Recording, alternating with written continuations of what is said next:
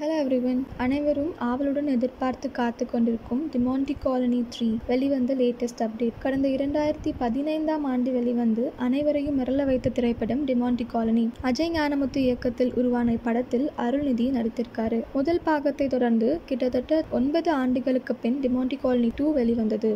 கடந்த ஆண்டு தி மாண்டி காலனி 2 திரைப்படம் வெளிவந்து மக்களிடையே அமோக வரவேற்பை பெற்றது. இப்படத்தில் அருள்நிதியுடன் இணைந்து பிரியா பவானி சங்கர், அருண் பாண்டியன், மீனாட்சி கோவிந்தராஜன் ஆகியோர் நடித்திருக்காங்க.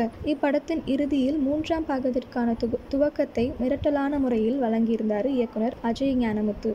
இதனால் தி மாண்டி காலனி 3 திரைப்படத்தை திரையில் காண ரசிகர்கள் ஆவலுடன் காத்து கொண்டிருக்காங்க. இந்நிலையில் தி மாண்டி காலனி 3 படம் குறித்து லேட்டஸ்ட் தகவல் வெளியாகியிருக்கு. அதன்படி இப்படத்திற்கான முன் தயாரிப்பு பணிகள் துவங்கிவிட்டதாகவும் அடுத்த ஆண்டு இப்படத்தை வெளியிட திட்டமிட்டிருப்பதாக கூறப்படுகிறது. இந்த அப்டேட் பத்தி நீங்க என்ன நினைக்கிறீங்க அப்படின்றத கமெண்ட்ல சொல்லுங்க.